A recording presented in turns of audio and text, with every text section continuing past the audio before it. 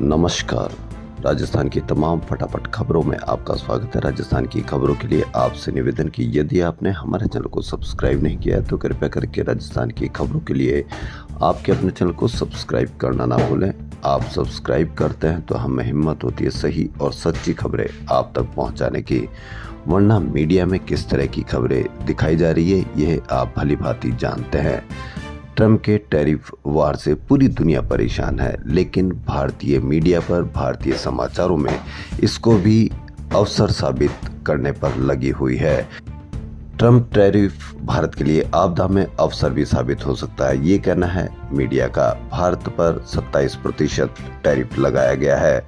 27% tariff लगाने पर media के द्वारा दूसरे देशों की तुलना की जा रही है कि किस पर कितना टैरिफ लगाया गया है। नुकसान चाहे 1 रुपए का हो चाहे 1 लाख करोड़ का हो, नुकसान नुकसान होता है। लेकिन हमारे यहाँ मीडिया में आपदा में अवसर बताने की कोशिश की जा रही है। भारत पर कितना टैरिफ लगाया गया, दूसरे देशों की तुलना की जा रही है ताकि आप इसको शांति से देख सको। ट्रंप के टैरिफ वार से ग्लोबल मार्केट में काफ़ी गिरावट दर्ज की गई है। वहीं लंदन के FTSE, जर्मनी के डॉक्स और फ्रांस के CSE में 5% की गिरावट आई। लेकिन मीडिया में लिखा गया कि सेंसेक्स में मात्र 322 अंक गिरा, जबकि निफ्टी में 82 अंकों की ही गिरावट आई। जबकि होना ये चाहिए कि पिछले कई महीनों से 94 लाख करोड़ रुपए गायब हुए, साफ हो गए, नुकसान हुए। इसका कौन भुगतान करेगा या ये किसको भुगतना हुआ होगा, इसके बारे में कोई चर्चा नहीं है। इसीलिए आप मीडिया पर अवश्य ध्यान दें और मीडिया में देखें कि किस तरह की खबरें आपको पेश की जा रही है। कहाँ हर जगह आपको फ़ायदा बताया जा रहा है जबकि नुकसान होता है या नहीं है, आप खुद इसको जांचें और देखें। आपको मीडिया में डर भी दिखाया जाता है, जबकि असली डर आपको क्या है। दैनिक भास्कर की हम आपको ये बड़ी खबर बता रहे हैं। खेरथल, राजस्थान के अलवर जिले की खेरथल में मिट्टी केमिकल से बनाते थे सरसों। जी हाँ, मिट्टी केमिकल से बनाते थे सरसों, 6 पकड़े गए। यह है आपका असली डर जिससे आपको बचना चाहिए। 2500 क्विंटल सरसों में 400 क्विंटल मिट्टी मिला, सरकारी खरीद में खपाई। जी हाँ, सरकारी खरीद में इसको खपा दिया गया है। यह आपके घरों तक पहुंचेगा। इससे आपको बचना चाहिए, न कि मीडिया के वाले डर से। मिलावटखोरों ने मिट्टी और केमिकल से बनी सरसों सरकारी खरीद में खपा दी। 2500 क्विंटल में 400 क्विंटल मिट्टी और केमिकल से बनी सरसों मिलाकर बेच दिया गया। पुलिस ने गुरुवार को 6 लोगों को गिरफ्तार किया गया। इनके पास से मशीनें, विद्युत मोटर, छलनी सहित अन्य सामान जब्त किए हैं। DSP राजेंद्र सिंह ने बताया कि नेफेड जयपुर के राज्य प्रमुख महेंद्र सिंह रावत ने जनवरी में खेरथल थाने में मामला दर्ज कराया था। उनका कहना था कि नेफेड द्वारा विभिन्न क्रय विक्रय सहकारी समिति ने किसानों से 5000 कट्टे सरसों की खरीद की थी। हर कट्टे में 50 किलो के हिसाब से 2500 क्विंटल सरसों की खरीद की गई। मिलावटखोरों ने हर कट्टे में 10 किलो मिट्टी की मिलावट की। जी हाँ, 10 किलो मिट्टी की मिलावट। राज्य भंडार गृह खेरथल भेजी गई टीम ने संयुक्त जांच की। मामले की जांच DSP राजेंद्र सिंह कर रहे हैं। पुलिस ने माधव चौधरी सहित कई लोगों को पकड़ा है। माधव चौधरी क्रय विक्रय सहकारी समिति रामगढ़ का संविदा कर्मचारी है। कट्टों में नकली सरसों की मिलावट का काम करता था। वहीं आरोपी सुरेश यादव अपने घर धनखेड़ा में 3 मशीनों से नकली सरसों बनाता था। यानी नकली सरसों आपको मिल रही है, उसका तेल आपके घरों में आ रहा है। अब आप इससे अंदाजा लगा लीजिए कि आपको असली डर किसका है। एक और बड़ी खबर, जयपुर कलेक्ट्रेट को बम से उड़ाने की धमकी भरा ईमेल मिलने से गुरुवार को कलेक्ट्रेट परिसर में हड़कंप मच गया। सूचना मिलने पर मौके पर पहुंची पुलिस, ATS, बम स्क्वाड और डॉग स्क्वाड सहित एजेंसियों ने पूरे परिसर को खाली करवाया। उसके बाद टीमों ने करीब 4 घंटे तक सर्च ऑपरेशन चलाया। शाम 4 बजे तक शुक्र रहा कि कोई बम नहीं मिल पाया। उसके बाद सुरक्षा एजेंसियों से राहत की सांस ली। उधर जयपुर पुलिस ने ईमेल के आधार पर कमिश्नरेट के साइबर क्राइम थाना पुलिस ने केस दर्ज कर मामले की जाँच शुरू कर दी है। जानकारी के अनुसार गुरुवार सुबह करीब 8 बजे जयपुर जिला कलेक्टरों की सरकारी ID पर एक धमकी भरा ईमेल आया। ऑफिस खुलने के बाद स्टाफ ने पढ़ा तो तुरंत कलेक्टर को बताया। इसके बाद उन्होंने पुलिस को सूचना दी। मौके पर पहुंची पुलिस ने तुरंत पूरे कैंपस को खाली करवा लिया और चारों तरफ फोर्स तैनात कर दी। कैंपस खाली करने के दौरान बम की सूचना मिली तो कर्मचारियों में दहशत फैल गई। उसके बाद सुरक्षा एजेंसियों ने मोर्चा संभाल लिया और कलेक्ट्रेट परिसर बंद होने के कारण आसपास के क्षेत्र में जाम लग गया। वहीं राजधानी जयपुर में पश्चिमी विक्षोभ के असर से मौसम का मिजाज बदल गया। दिन का तापमान स्थिर लेकिन 24 घंटों में न्यूनतम तापमान 3.4 डिग्री बढ़कर 24 डिग्री सेल्सियस तक पहुंच गया। दिन में तेज धूप से राहत मिली और देर शाम हल्की हवा चलने लगी। अगले 2 दिन मौसम में उतार चढ़ाव देखने को मिलेगा। मौसम विभाग के अनुसार गुरुवार को मेघ गर्जन के साथ आंधी बारिश की चेतावनी दी।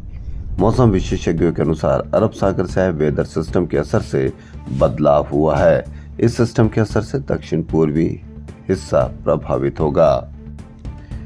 20 साल पहले वसूली शुरू हुई थी, तबीयत खराब तो 51,000 प्रति माह बंदी बांधी। जी हाँ, ये बड़ी खबर। चोमू पुलिया से सीकर रोड पर गुजरने वाली निजी बसों से अवैध वसूली मामले में पुलिस ने एक और मास्टरमाइंड को पकड़ लिया, जिसने करीब 20 साल पहले ये अवैध वसूली का धंधा शुरू किया था। लेकिन कुछ साल बाद उसकी तबीयत खराब रहने लगी तो उसने 51,000 रुपए प्रति माह के हिसाब से बंदी मान ली और वसूली काम दूसरी गैंग को सौंप दिया। यानी कि ये डर आपको कहीं पर भी किसी ने दिखाया नहीं होगा, जबकि असली डर आपको यही है। गिरफ्तार आरोपी किशन सिंह राठौड़ और किशन सिंह लदासर चूरू के रतनगढ़ का रहने वाला है। आरोपी किशन करदनी थाने का हिस्ट्री शीटर भी है। उसके खिलाफ 9 केस दर्ज हैं। आरोपी ने वर्ष 2005 में चोमू पुलिया पर निजी बस वालों से अवैध वसूली का धंधा शुरू किया था, जो उसने खुद करीब 10 साल तक चलाया।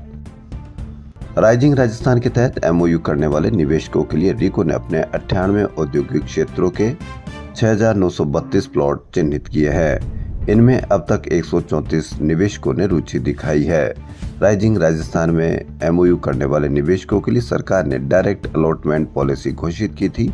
इसके अंतर्गत ही इनका अलॉटमेंट किया जा रहा है। असल में पूर्व में रिको ऑक्शन करके ही प्लॉट आवंटित करती रही है, लेकिन पॉलिसी में ऐसे आवेदकों को लॉटरी से जमीन दी जाएगी। 60 रिको ऐसे रहे जहां एक भी आवेदन नहीं आया, जबकि 37 रिको में भी अधिकतर को सिर्फ 1-2 आवेदन मिले। प्लॉट्स के लिए आवेदन की अंतिम तिथि 28 मार्च तक रखी गई थी। ई लॉटरी के जरिए प्लॉट अलॉट की तिथि गुरुवार को ही थी। राइजिंग राजस्थान के एमओयू व निवेश आंकड़ों को लेकर नेता प्रतिपक्ष टीकाराम जूली और भाजपा के वरिष्ठ नेता व पूर्व नेता प्रतिपक्ष राजेंद्र राठौड़ सोशल मीडिया पर आमने सामने हो गए। दोनों नेताओं ने एक दूसरे पर शायराना अंदाज में हमला किया। जूली ने राइजिंग राजस्थान समिट को लाइजनिंग राजस्थान बताते हुए एक शेर लिखा, तराजू नहीं है इनके पास मेरा सच तोलने को, सवाल उठा रहे हैं वो जो खुद आदतन है झूठ बोलने को। इस पर राजेंद्र राठौड़ ने जूली को चैलेंज देते हुए कहा कि हिम्मत है तो प्रमाण पेश करे, झूठ व भ्रम की राजनीति से बाहर निकले। राठौड़ ने भी शेर लिखते हुए जवाब दिया, तराजू हाथ में लेकर खुद बेकसूर बन बैठे पर इतिहास उठाकर देख लो कितने कसूर कर बैठे हैं। इस पर कटाक्ष करते जूली ने फिर राठौड़ की तरफ इशारा करते हुए एक शेर लिखा, झूठ कहने लगा सच से बचने लगा, हौसले मिट गए तजर्बा रह गया।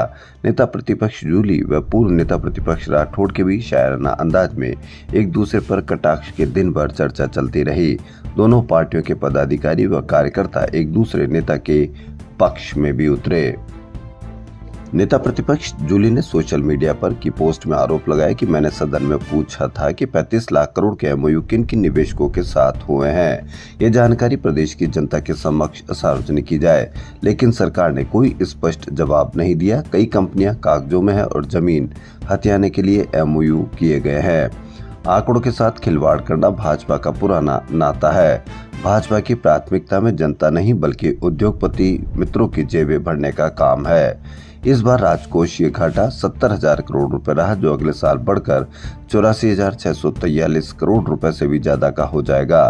राजकोषीय घाटा स्टेट जीडीपी के रेशियो में 1.4% से बढ़कर 1.9% हो गया है।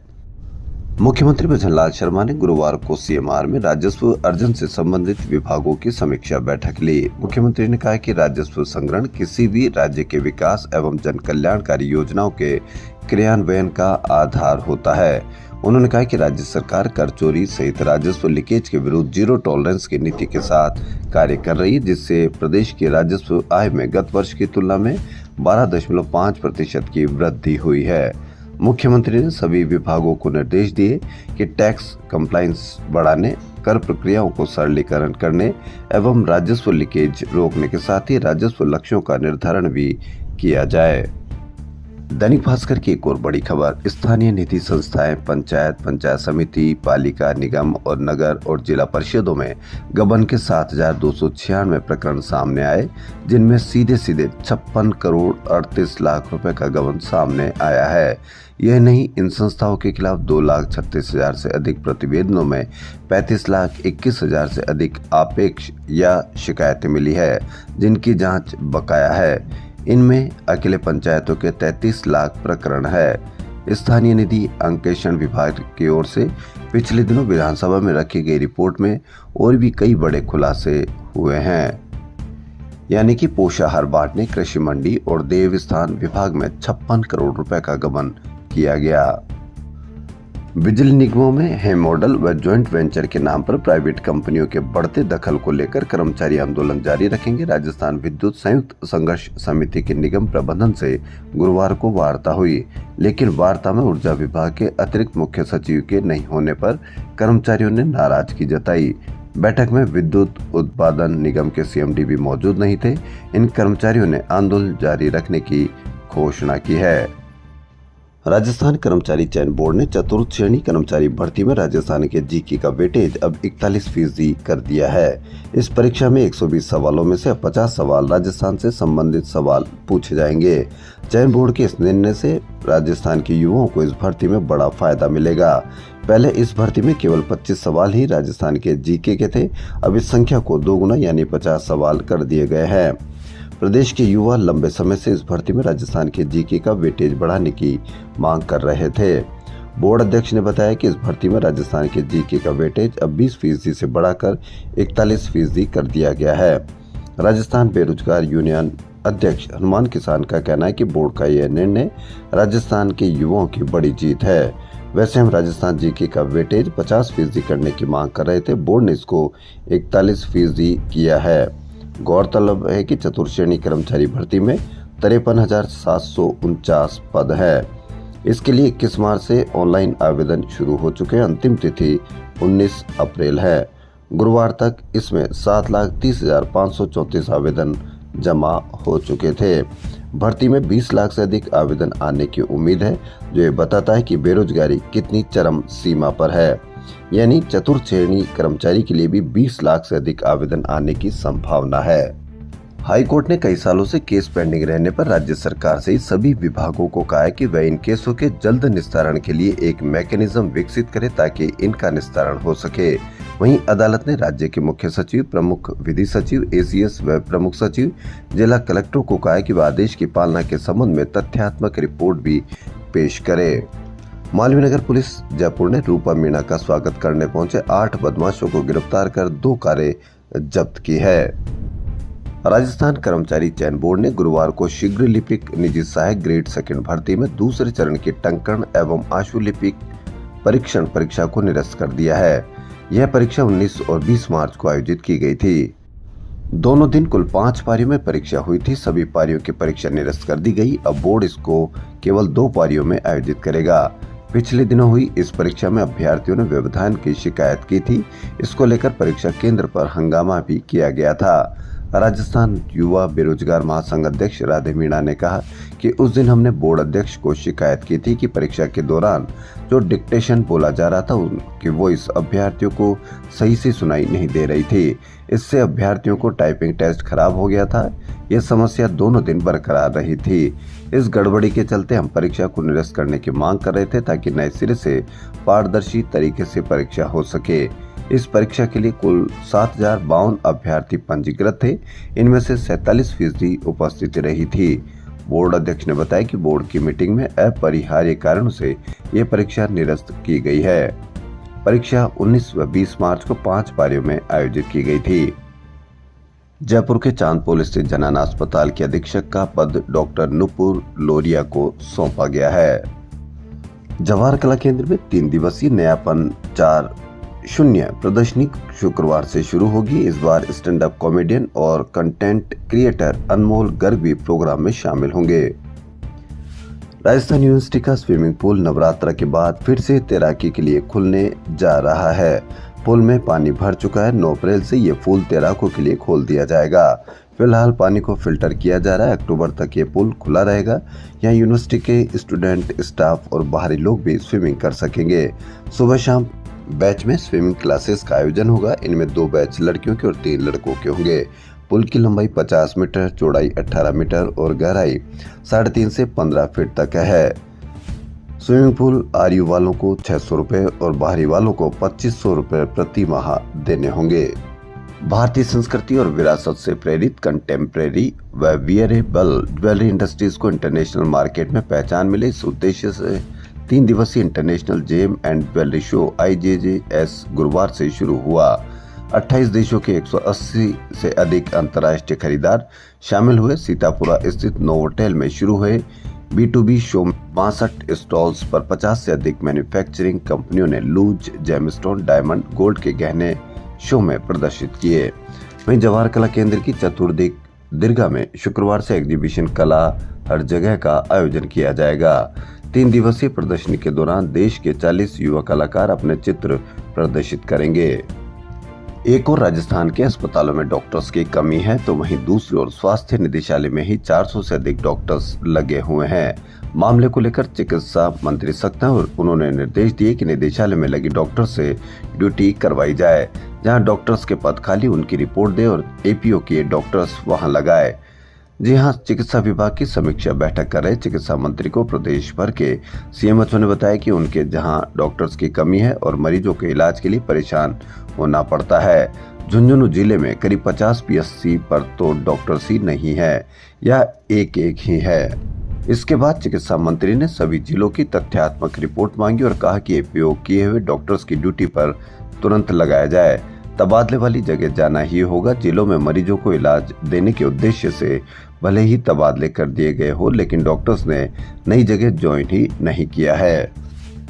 अमेरिका में प्रवासी राजस्थानियों के सबसे बड़े संगठन राना ने अपनी 75वीं वर्षगांठ के अवसर पर राजस्थानी भाषा की संवैधानिक मान्यता के देने की मांग उठाई है। वर्षगांठ का ये समारोह हडसन नदी के समीप आयोजित किया गया था। जयपुर का रविंद्र मंच, आसपास एक चाय पीते 2 नवयुवक। पता लगा रविंद्र मंच परिसर पर हुई बॉलीवुड की शूटिंग। जी हां, रविंद्र मंच के परिसर के बाहर चाय का ठेला लगा हुआ है। वहां जाने माने एक्टर साधारण अंदाज में चाय पीते और फैन खाते हुए किसी से बात करते दिखे। बातचीत जैसे ही खत्म होती है वह उठते हैं, बाइक स्टार्ट कर आगे की तरफ चल देते हैं। यह बॉलीवुड फिल्म हॉक्स का सीन था, जिसे गुरुवार को फिल्माया गया। दीपांकर प्रकाश के निर्देशन में बन रही इस फिल्म में वरुण सोबती मुख्य भूमिका में है। वरुण यह सीन की एक रिक्वायरमेंट के हिसाब से शूट करते हुए नजर आते हैं। यहाँ वरुण ने पूरा दिन शूट किया और दीपांकर के साथ सीन को इम्प्रोवाइज भी किया। रविंद्र मंच परिसर के बाहर एक कोने पर बाज को खाना खिलाया जाता रहा है। वहीं जयपुर की मनीषा मारोठिया जल्दी उत्तराखंड की संस्कृति पर आधारित सॉन्ग नखरे में नजर आएगी। चांदपुर बाजार जयपुर के जयलाल मुंशी के रास्ते में श्री राम बैग इंडस्ट्रीज परिसर में आओ मिलकर शाम को रिझाएं कार्यक्रम का आयोजन किया जा रहा है। दुर्गाष्टमी के दिन शनिवार को ये कार्यक्रम रखा गया है। चैत्र नवरात्रि की शुरुआत स्वार्थ सिद्धि योग में हुई है। शुक्रवार को सप्तमी पूजा होगी और शनिवार को दुर्गाष्टमी पर्व मनाया जाएगा। इसी दिन लोग कन्या पूजन भी करेंगे। हालांकि नवमी को मनाने वाले श्रद्धालुओं द्वारा रविवार को रामनवमी के दिन ही नवरात्र का उत्थान किया जाएगा। चैत्र नवरात्र की अष्टमी 5 अप्रैल और रामनवमी 6 अप्रैल को मनाई जाएगी। अष्टमी और रामनवमी पर कन्याओं को भोजन करने का विशेष महत्व है। शुक्रवार सप्तमी की कालरात्रि की पूजा की जाएगी और अष्टमी को महागौरी तथा नवमी को सिद्धिदात्री माता स्वरूपा की पूजा की जाएगी। नवरात्र सप्तमी पर आज होगा कालरात्रि का पूजन। कल दुर्गाष्टमी पर पूजी जाएगी महागौरी। सीनियर राष्ट्रीय महिला क्रिकेट में शानदार प्रदर्शन करने वाली ऑलराउंडर कौशल्या चौधरी को बुधवार को प्रतिष्ठित सुंदर कांति जोशी क्रिकेट अवार्ड से सम्मानित किया गया। जूनियर वर्ग में ये पुरस्कार मैना सियोल को और सब जूनियर वर्ग में जोधपुर की धरती माथुर को यह पुरस्कार दिया गया है। जयपुर में आईपीएल का खुमार धीरे धीरे चढ़ने लगा। 13 अप्रैल को पहला मैच सवाई मानसिंह स्टेडियम में खेला जाएगा। इसकी तैयारियां स्टेडियम में जोर शोर से चल रही है। स्टेडियम पूरी तरह से पिंक कलर में रंग चुका है। राजस्थान रॉयल्स के खिलाड़ियों के लिए बसें भी तैयार है। इन बसों पर खिलाड़ियों के बड़े बड़े पोस्टर भी लग गए हैं। इसके साथ साथ स्पोर्ट्स काउंसिल ने भी आईपीएल के लिए कमर कस ली। गुरुवार को स्पोर्ट्स काउंसिल ने आईपीएल आयोजन से संबंधित विभिन्न कमेटियां गठित की, लेकिन इनमें आरसीए एडॉक कमेटी को किसी भी तरह की जिम्मेदारी नहीं दी गई है। एडॉक कमेटी के सदस्यों को पूरी तरह से नजरअंदाज कर दिया गया है। स्पोर्ट्स काउंसिल ने 13 सदस्यीय एक समन्वय समिति बनाई। स्पोर्ट्स काउंसिल के सचिव राजेंद्र सिंह सिसोदिया इस समन्वय समिति के संयोजक होंगे। इसमें वित्तीय सलाहकार Mahavir Meena, chief sports officer Vindra Punia, खेल प्रबंधक रणविजय सिंह चंपावत, नरेंद्र भूरिया सहित कई सदस्य बनाए गए हैं। मीडिया और टिकटिंग कमेटी की जिम्मेदारी जनसंपर्क अधिकारी तेजराज सिंह को दी गई है। टिकट व्यवस्था का संयोजक तेजराज के साथ साथ नरेंद्र भूरिया को भी बनाया गया है। केंद्र सरकार के एग्री स्टेक प्रोजेक्ट के तहत किसानों की जमीनों को आधार से लिंक करने में राजस्थान देश भर में पहले स्थान पर है। कुल 81.13% काम पूरा हो चुका है। अब केंद्र सरकार राजस्थान को विशेष केंद्रीय सहायता के रूप में 562 करोड़ का इंसेंटिव देगी।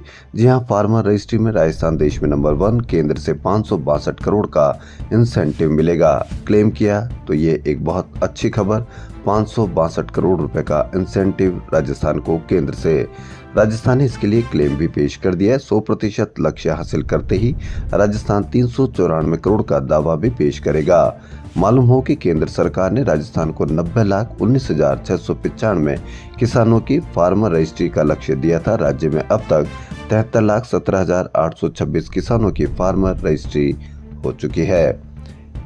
समर्थन मूल्य पर गेहूं की खरीद में व्यापारियों का गेहूं खरीदने की शिकायत पर कठुमर विधायक रमेश खेचे ने गुरुवार को कृषि उपज मंडी में करीब 1400 कट्टों की तुलाई रुकवा दी। विधायक ने आरोप लगाया कि एफसीआई की मिलीभगत से व्यापारियों का गेहूं खरीदा जा रहा है। मंडी में इसे लेकर हंगामा होने पर एसडीएम ने स्टॉक सीज करा दिया।